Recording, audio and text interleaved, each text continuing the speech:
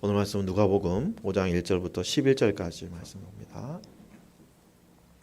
우리가 몰려와서 하나님의 말씀을 들을 때 예수는 게네사렛 호숫가에 서서 호숫가에 배 두 척이 있는 것을 보시니 어부들은 배에서 나와서 그물을 씻는지라. 예수께서 한 배에 오르시니 그 배는 시몬의 배라. 육지에서 조금 떼기를 청하시고 앉으사 배에서 무리를 가르치시더니 말씀을 마치시고 시몬에게 이르시되 깊은 데로 가서 그물을 내려 고기를 잡으라. 시몬이 대답하여 이르되 선생님, 우리들이 밤이 새도록 수고하였으되 잡은 것이 없지만은 말씀에 의지하여 내가 그물을 내리리이다 하고, 그렇게 하니 고기를 잡은 것이 심이 많아 그물이 찢어지는지라. 이에 다른 배에 있는 동무들에게 손짓하여 와서 도와달라 하니 그들이 와서 두 배의 채움에 잠기게 되었더라. 시몬 베드로가 이를 보고 예수의 무릎 아래 엎드려 이르되 주여, 나를 떠나소서, 나는 죄인이로소이다 하니, 이는 자기 및 자기와 함께 있는 모든 사람이 고기 잡힌 것으로 말미암아 놀라고 세베대의 아들로서 시몬의 동업자인 야고보와 요한도 놀랐습니다. 예수께서 시몬에게 이르시되 무서워하지 말라, 이제후로는 내가 사람을 취하리라 하시니 그들이 배들을 육지에 대고 모든 것을 버려두고 예수를 따르니라. 아멘. 막내딸이 고등학교 다닐 때 제가 학교 운영위원 활동한 적이 있었어요. 그러다가 학교 운영위원을 갔더니 다 어머니들만 계시고 아버지는 저 혼자더라고요. 덕분에 학폭위 위원장을 맡았습니다. 그래서 학교폭력 가해 청소년들이랑 부모님들이랑 1대1로 이렇게 면담을 하는 시간이 있어요. 그러면 학부모들이 한결같이 말하는 공통적인 레파토리가 있어요. 우리 아들은, 우리 딸은 정말 착한데 친구를 잘못 만나가지고 이렇게 된 거라고 그렇게 하시거든요.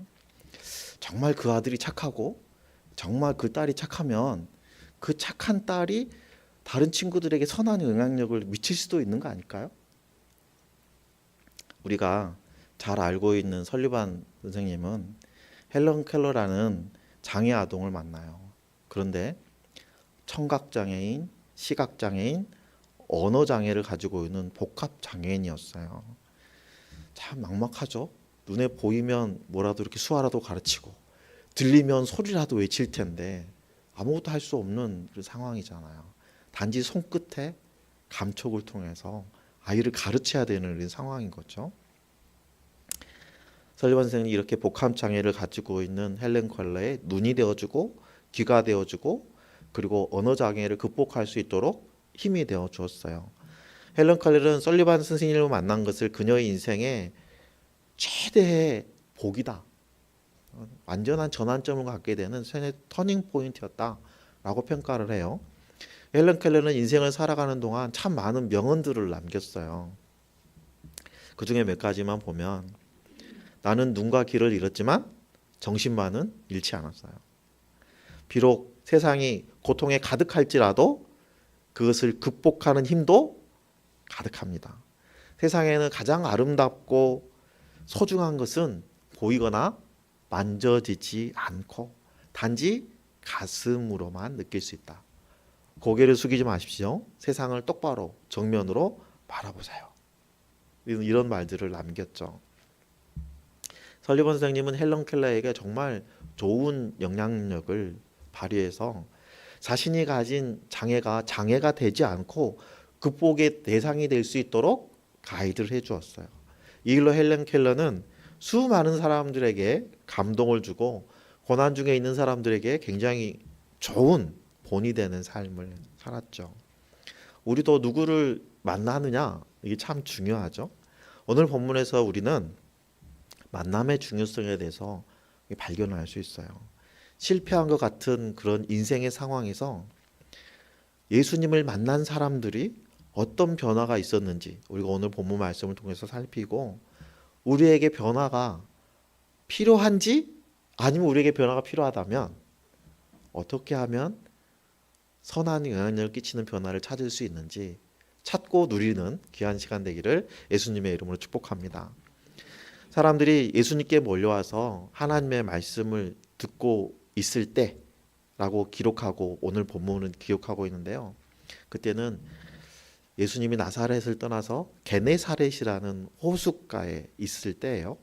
게네사렛은 지금 지도에서 보는 것처럼 갈릴리 북쪽에 빨간 박스 돼 있는 곳이 게네사렛, 긴네렛이라는 곳이에요. 그래서 히브리의 철자에 따르면 긴네렛이라고 읽게 되고요. 신약에서는 이 긴네렛 못을 갈릴리 바다라고 부르고 요한복음에는 또 디베라 바다라고 표현하죠. 이렇게 명칭이 같은 곳인데 명칭이 다른 것은 갈릴리 지역이 분봉한 헤롯 안티파스가 로마 황제 디베라에게 도시를 만들어서 건설한 곳이 이곳에 있기 때문에 디베라 호수라는 말도 표현이 됐죠. 갈릴리 바다는 바다보다 약 200m 아래 위치하고 있어요. 바다라고 부른다고 해서 실제 바다는 아니고요. 민물 호수예요. 당시 이스라엘의 언어는 바다와 호수를 구별할 수 있는 단어가 없었어요. 그래서 사복음서 중에서 바다를 호수라고 표현한 사복음서는 유일하게 누가복음이에요. 나머지는 다 바다라고 표현하고 있죠. 누가복음은 이방인 누가가 기록한 거잖아요. 바다와 호수를 구별할 수 있는 단어를 알고 있는 누가만이 갈릴리 호수, 디베라 호수, 디베라 호수라고 긴네렛 호수라고 표현하고 있는 거예요. 갈릴리 바다는 바다보다 200m 정도 밑에 해수면 밑에 있습니다. 그런데 사회는 이 갈릴리 바다보다 또 200m 밑에 있어요. 그래서 200m 표고차 때문에 갈릴리 바다에 있는 물이 사해 바다로 흘러가서 갈릴리에는 생명이 살 수 있을 정도가 되죠. 여러분 보고 있는 이 갈릴리 바다는 길이는 한 24km 정도 되고요. 폭은 12km, 둘레는 한 50km 정도 되는 곳입니다. 갈릴리 지역은 예로부터 적들의 침입에 쉽게 노출되는 곳이었어요. 근데 이곳에 위치하고 있는 이스라엘 지파는 단, 납달리, 스불론, 아셀, 이사갈 이렇게 상대적으로 힘이 약한 지파들이 차지하고 있었기 때문에 외세에 대항할 수 있는 힘이 부족했죠. 그래서 이방인들이 많이 거주하고 있었어요. 아수르와 바벨론이 공격했을 때도 가장 먼저 피해를 당한 곳이 바로 갈릴리 지역입니다. 이방인들이 많이 살고 있었기 때문에 이 갈릴리 지역은요, 무역이 발달했어요. 이곳에는 10개의 도시 연합인 데가볼리라는 곳이 헬라 도시가 있었고요. 두로와 시돈 그리고 유대와 사마리아의 모든 사람들이 이 갈릴리 지역에서 무역을 행하고 정보를 교류하는 그런 곳이었어요. 당시에 갈릴리 바다에는 나루터만 11군데나 있었다고 그래요.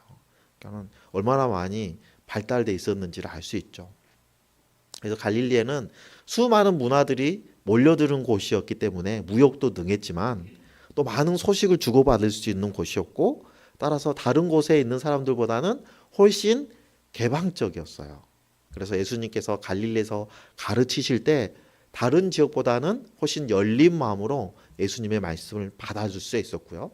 그리고 예수님의 그 말씀이 급속도로 그 지역에 퍼질 수 있었던 것은 잘 발달된 도로와 수로가 있었기 때문입니다. 그러나 이러한 여건으로 인해서 유대인들은 타 문화에 쉽게 노출되고 문화와 함께 들어온 타 이방 신들에게도 쉽게 노출될 수밖에 없었죠. 그래서 영적으로 매우 갈급한 그런 상황이었어요. 그래서 예수님에 대한 사람들의 관심이 굉장히 높았던 곳이었고요. 굉장히 폭발적이었다라고 평가하고 있죠. 사람들이 예수님이 계신 곳이라면 어디든지 몰려와서 예수님의 말씀을 들으려고 했어요. 오늘도 사람들이 너무나 많이 밀려와가지고 예수님 바로 코앞에까지 이렇게 밀려온 거예요. 여러분들 이렇게 수협에 오시면 제일 앞자리는 비고 뒷자리부터 앉으시잖아요. 저랑 가까이 있는 게 당시 제가 미워서는 아니고 부담스러우잖아요. 예수님도 그런 거예요. 예수님 앞에 서 계시는데 예수님의 몸에 닿을 정도로 사람들이 많이 몰려든 거예요. 그러니까 예수님이 어떻게 하셨냐면은 그 당시에 바닷가에 배가 두 척이 있었어요. 하나는 베드로의 배고 또 하나는 누구 배였을까요? 야고보의 배였어요.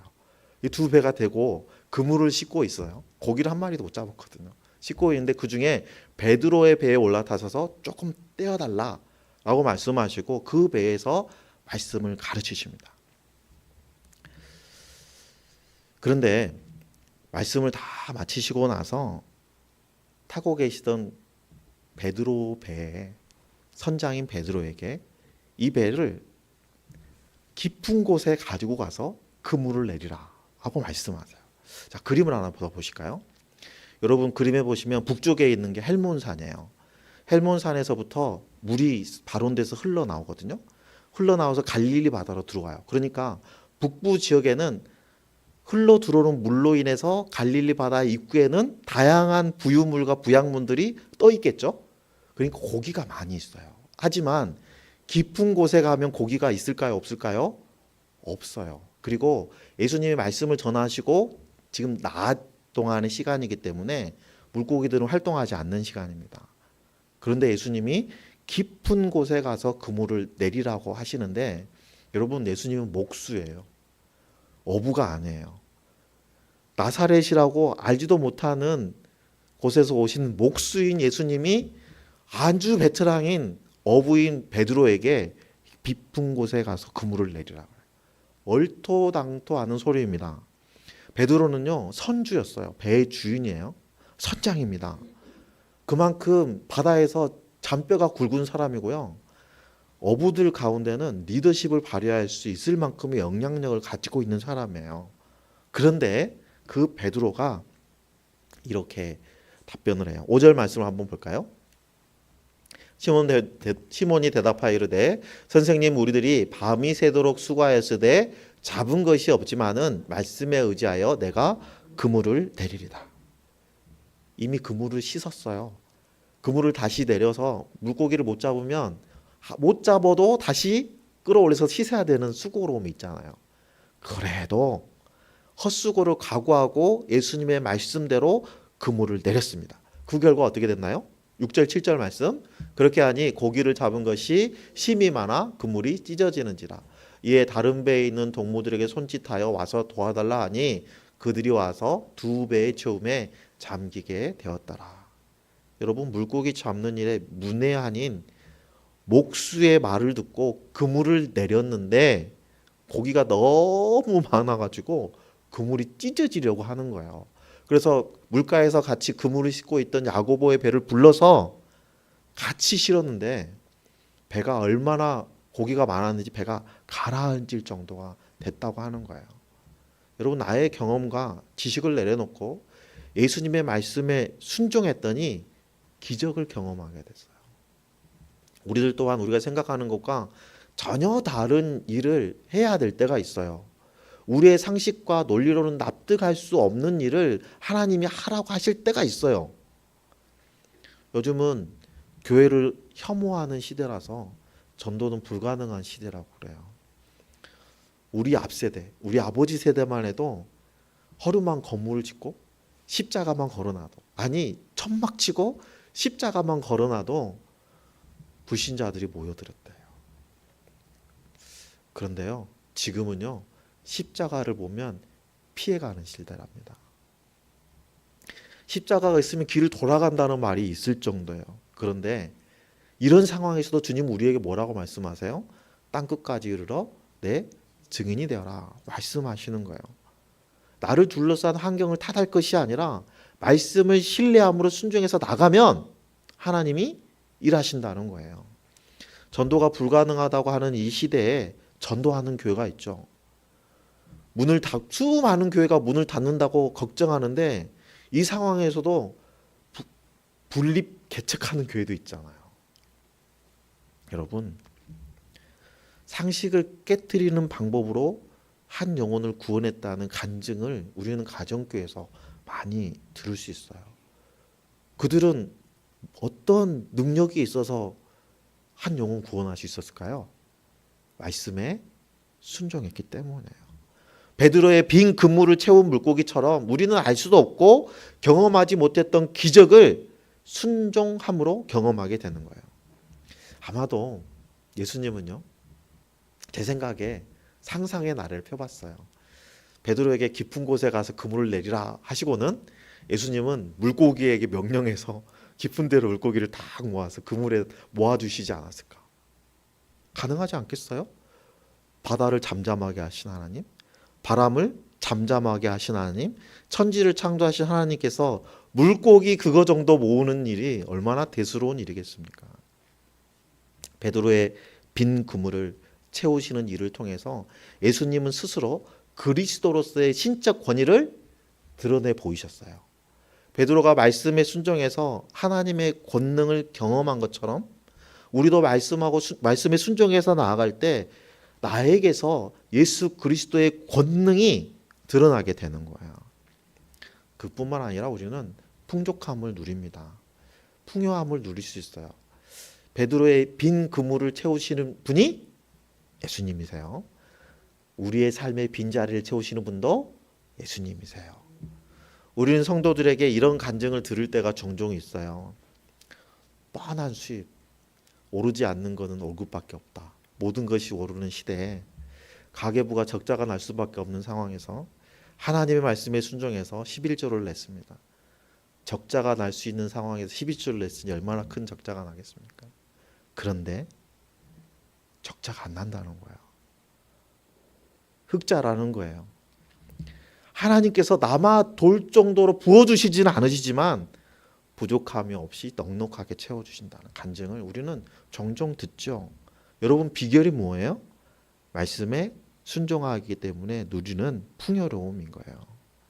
성도들이 누리는 풍요로운 삶은요, 뭐 화려하거나 뭐 사치스러운 것을 의미하는 것은 아니에요. 다른 사람이 보기에는 빈궁해 보일 수도 있어요. 하지만 성도들은 행복한 삶을 살아가요. 주신 것에 감사하고 자족하는 삶 속에서 하나님이 채워주시는 그 은혜를 풍성하게 누리고 살아가는 사람들이 성도들입니다. 예수님을 만나기 위해서 기적을 경험하고 예수님을 만나서 풍요로운 삶을 살아가는 성도들이 반드시 거치는 과정이 있어요. 그것은 내가 누구인지를 알아가는 과정이에요. 오늘 본문 8절에 보잖아요. 시몬 베드로가 이를 보고 예수 무릎 아래서 엎드려 이르되 주여 나를 떠나소서 나는 죄인이로소이다. 여러분, 예수님의 고향의 나사렛에서는요, 예수님을 그리스도로 인정하지 않았어요. 예수님을 마을 끝 낭떠러지로 끌고 가서 밀어뜨려서 죽이려고 했어요. 하지만 이방인들이 많은 게네사렛 호숫가에서 만난 어부 베드로는 예수님을 신적인 존재로 인정하고 곧바로 자신을 죄인이라고 고백하고 있어요. 베드로와 함께 있던 모든 사람들이 고기가 많이 잡힌 것을 보고 엄청 놀랐어요. 그런데 놀란 다음에 그들의 감정에 밀려오는 것은 두려움이었어요. 베드로뿐만 아닙니다. 안드레와 야고보와 요한도 놀랐어요. 그 놀라움이 두려움으로 변한 것은 그들이 예수 그리스도를 만났다는 느낌 때문이에요. 그로 인해서 그들이 자신들이 행한 수많은 죄들을 깨닫게 되죠. 우리가 간혹 어떤 극한 상황에 딱 처하게 되잖아요. 그 우리가 살아왔던 것들이 파노라마처럼 싹 지나가지 않아요? 저가 그랬거든요. 제가 입원해 있던 병실에는요, 제 4인실이었는데요, 제 오른쪽에는요 기도 삭간을 했는데 기도 삭간이 흘렁흘렁해가지고 곧 빠질라고 해서 기도 삭간을 다시 하기 위해서 오신 분, 제 발끝에 있는 분은 위루술을 해야 돼서 오신 분, 대각선에 있는 분은 위루술과 기도 삭간을 교체하기 위해서 오신 분이에요. 자, 제가 거기에 누워 있는데 저는 어떤 생각이 들겠습니까? 3개월 뒤에는 저런 모습, 2개월 뒤에는 저런 모습, 6개월 뒤에는 저런 모습이 되겠구나. 낙심하지 않겠어요? 그 상황에 저의 뇌리에는요, 그동안 내가 살아왔던 순간들이 싹 영화처럼 지나가는 거예요. 짧은 순간이지만 또 그런 적도 있지 않나요? 교통사고를 뒤에서 쾅 당했어요. 아, 이렇게 죽는구나 하는 생각이 들 때 어떤 현상이 일어나나요? 나는 천국 갈 수 있어 라는 기쁨이 넘칩니까? 그렇지 않잖아요. 내가 못한 것들, 아쉬운 것들 막 지나가잖아요. 그들도 마찬가지였어요.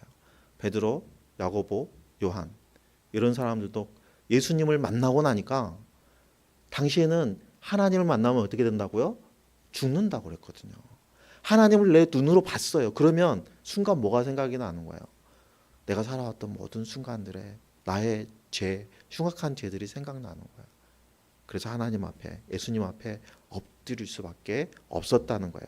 예수님의 고향 사람들은 예수님을 그리스도로 인정하지 않았을 뿐만 아니라 절벽으로 끌고 가서 죽이려 했지만 자신이 죄인인 줄 깨달았던 베드로와 야고보와 요한은 자신의 의를 죽이고 평생 애기중지 아꼈던 그 생계의 수단들을 다 버려두고 즉시 예수님을 따르는 제자들이 되었어요.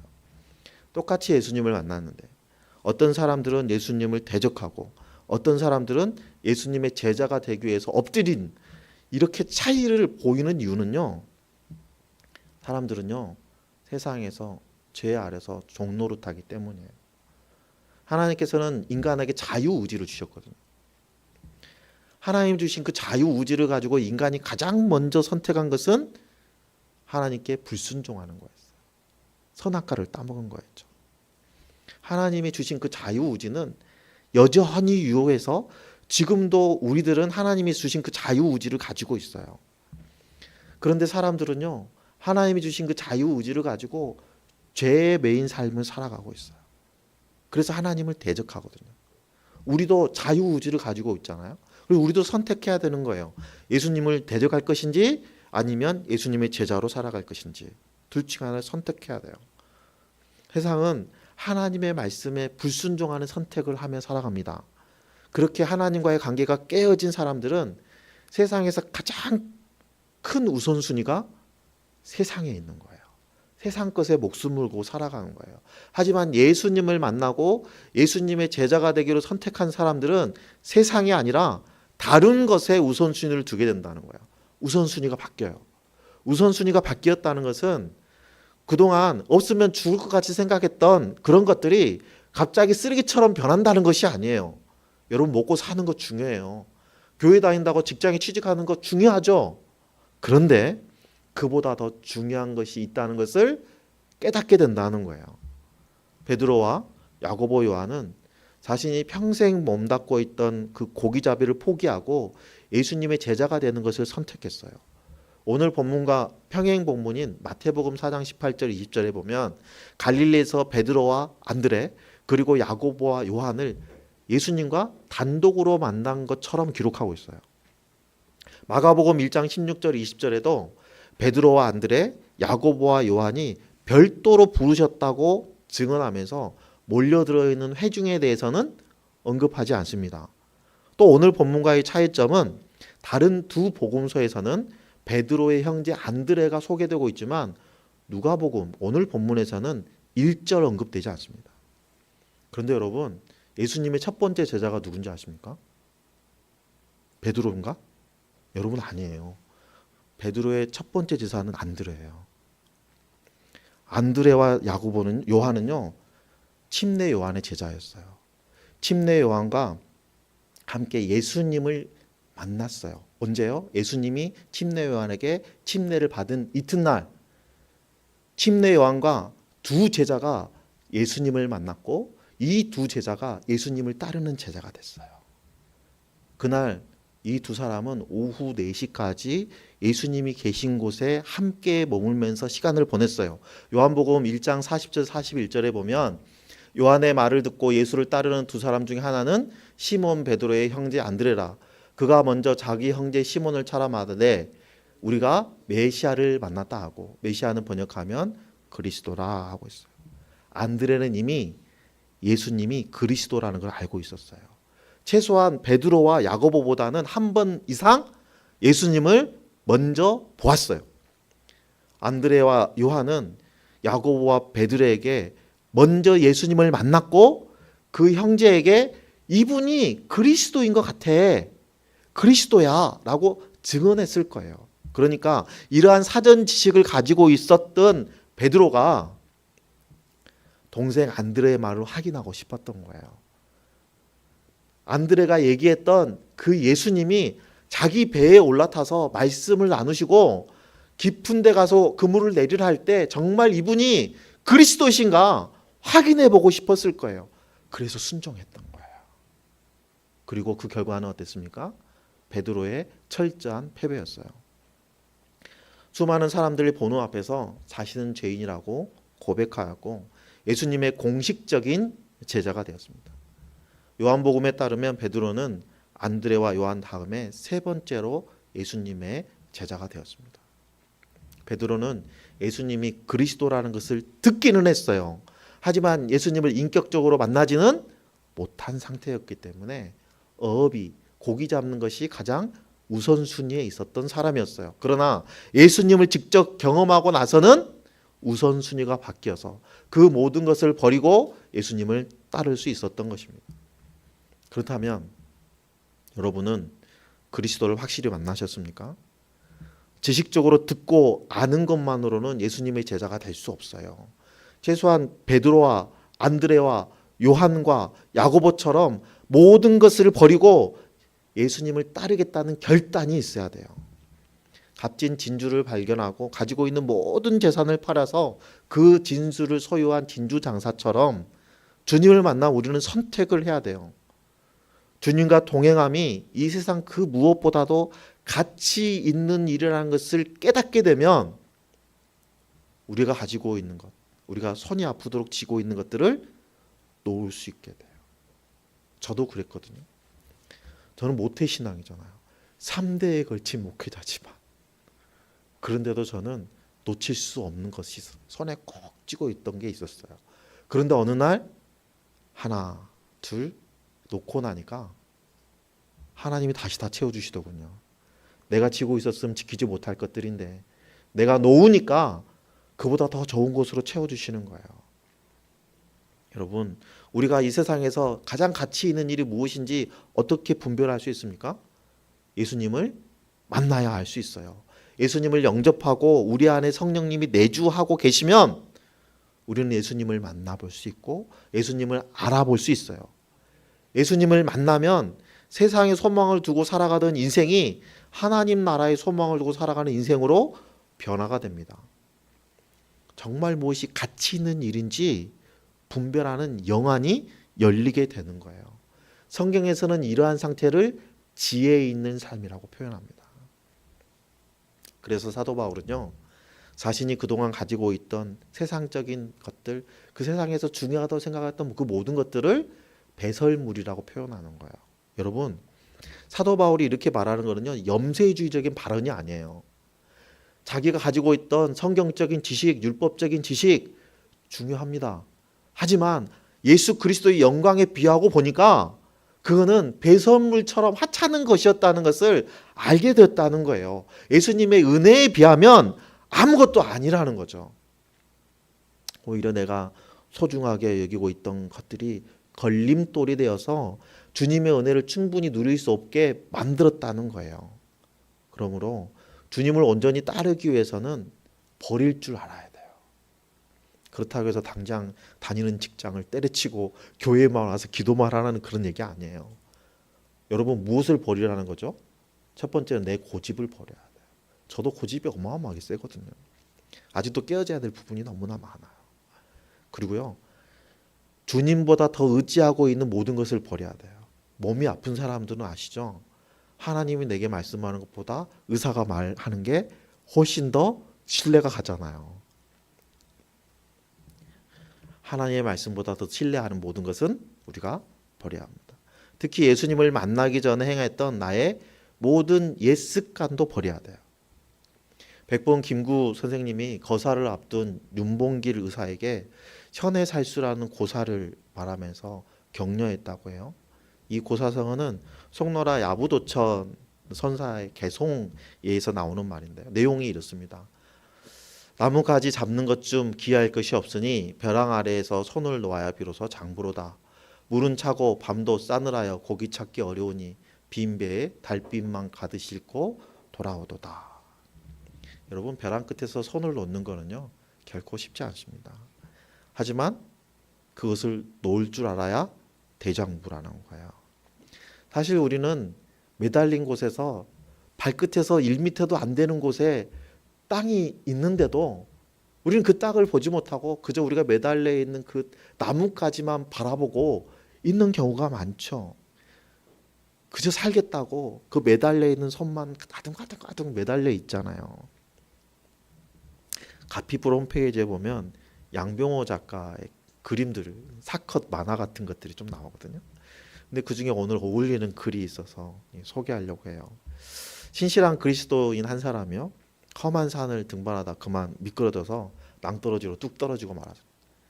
근데 그는 떨어지면서 본능적으로 손을 호우덕거리다가 바위 틈에 자라는 나뭇가지 하나를 붙잡고 매달릴 수 있었어요. 위를 쳐다보니까 까마득한 정상에 구름이 걸려 있는 거예요. 밑을 내려다보니까 완전히 험한 바위 골짜기인 거예요. 그런 위를 쳐다보면서 있는 힘껏 소리를 질렀습니다. 도와주세요. 위에 아무도 없어요. 한참 동안 소리를 지르는데 아무 소리도 들리지 않습니다. 그러다가 구름 사이로 세미한 음성이 들리는 거예요. 두려워하지 말라. 깜짝 놀라, 누구십니까? 나를 좀 빨리 도와주세요. 그랬더니 이때 구름 사이에서 다시 음성이 들려와요. 나는 내가 믿는 하나님이다. 너는 나를 믿고 잡고 있는 나뭇가지를 놓아라. 그리하면 살리라. 그런데 이 사람은요, 이 하나님의 말씀에 결코 순종할 수 없었어요. 설령 하나님의 음성이라 할지라도 이 순간만은 따를 수 없었어요. 한참을 생각하다가 그는 위를 향해서 또다시 소리칩니다. 그 위에 또 다른 분은 없어요. 참된 믿음은 내가 이해할 수 없는 말씀이라도 순종하는 거예요. 베드로는 어부 생활을 하면서 얻은 모든 경험을 내려놓고 예수님의 말씀에 순종했습니다. 그동안 자신의 생계를 책임지려던 배와 모든 어구를 내려놓고 주님을 따라갔죠. 우리도 마찬가지입니다. 그동안에 내가 살아왔던 삶의 방식, 내가 주장하고 있는 그 옳고 그름의 기준, 이 모든 것을 내려놓고 하나님의 뜻대로 행하는 삶을 살아야 합니다. 우리는 지난 주일에 하나님과의 관계를 깨뜨리는 편견을 버려야 된다라고 말씀을 나누었죠. 오늘은 우리는 하나님과의 관계를 회복하기 위해서 우리의 얄팍한 지식과 경험, 내가 신뢰하고 의지하고 있는 모든 것을 버려야 한다라는 말씀을 나누고 있습니다. 손이 아프도록, 손에서 피가 날 정도로 아프도록 움켜쥐고 있는 것들이 오히려 주님과의 친밀한 관계를 방해하는 또는 깨트리는 결정적인 역할을 할 수 있다는 것을 우리는 알아야 돼요. 오늘 이후에 주님을 만나고 주님의 말씀대로 순종하는 삶을 살아가기를 원합니다. 오늘 여러분은 여러분을 부르시는 주님의 음성에 어떻게 반응하시겠습니까? 말씀에 순종해서 주님을 따를 것인가? 아니면 나를 둘러싼 상황에 따라서 내 기준과 나의 의지에 따라서 거부할 것인가? 그 선택은 여러분에게 있습니다. 오늘 말씀에 순종해서 기적을 경험하시고 빈 그물을 채우는 풍요로움을 누리고 나 같은 죄인을 살려주시고 주님의 제자로 삼아주시는 그 은혜를 깨달아 알아서 하나님만을 섬기며 가장 먼저 하나님의 뜻을 찾고 누리는 귀한 순종의 삶을 살아가는 저와 여러분들 다 되시기를 예수님의 이름으로